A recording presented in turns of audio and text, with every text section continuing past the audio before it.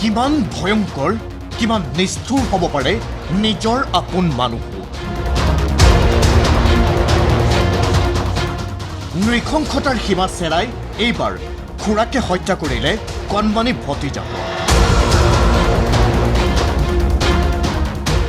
ice cream হাতত দি নদীত পেলাই দিলে 7 বছৰীয়া ভতিজাক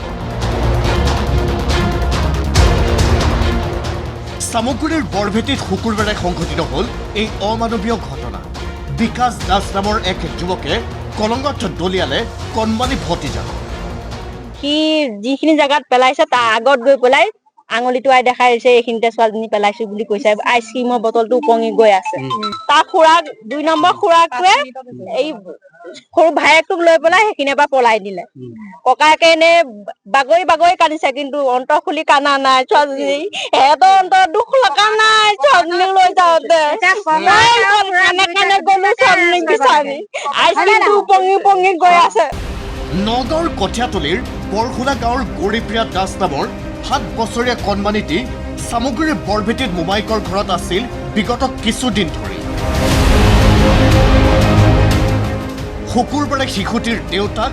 2 খুৰাক আৰু ককাকৰ সৈতে আহিছিল নিজ ঘৰলৈ লৈ যোৱাৰ উদ্দেশ্যে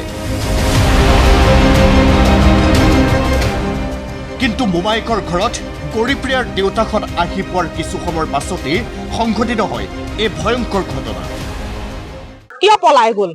খুৰাক দুজন আহিছিলে ককাকে কিয় পলুৱাই পঠালে কোন আহিছিল নিবলৈ দুজন খুৰাক আহিছে দেউতাক আৰু ককাক স্বাস্থ্য বিভাগত কৰ্মৰত বিকাশ দাস নামৰ খুৰাকজনে প্ৰথমে গৌৰীপ্ৰিয়াক খাবলৈ দিছিল এটা আইচক্ৰীমটো হাতত লৈ থকা অৱস্থাতে শিশুটিক বিকাশ দাসে কোলাত তুলি লৈ যায় কলঙৰ দিশলৈ আৰু শিশুটিক দলিয়াই দিয়ে নদীৰ পানীত সমীপত থকা কেইগৰাকীমান লোকে ঘটনাৰ বিষয়ে গম পাই কণমানিটিক উদ্ধাৰ কৰে যদিও পৰৱৰ্তী সময়ত চিকিৎসালয়ত মৃত্যু হয় কণমানিজনী মানসিক বেমাৰ এটা আছে হৈ আছে আজি 4-5 দিন এসপ্তাহ 10 দিন ধৰি বিকাশৰ হৈ থকা চতত ইয়াত টেবলেট খুৱাইছোঁ নকমে কোন মুহূৰ্তত ছোৱালীজনী তাৰমানে মানে কোচত কৰি আনিলে হাতৰে ধৰি আনিলে নি পেলাই নদীত ভৰি হাত ধুবলৈ তাক সোধা গ'লে কেলৈ আনিছিল ছোৱালীজনী কৈছে মই ভৰি হাত ধুবলৈ আহিছিলোঁ 2টা নদী চাম বুলি আৰু তাৰ হাতৰ পাতা ওলাই গুচি গ'ল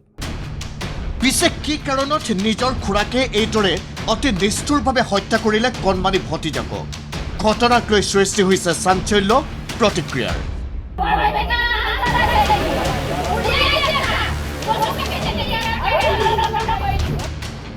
ইতিমধ্যে খাটোৱাল আৰক্ষীয়ে বিকাশ দাসক আটক কৰি সোধা পোছা অব্যাহত ৰাখিছে সামগ্ৰীৰ পৰা যোগেশ শৰ্মাৰ ৰিপৰ্ট ND24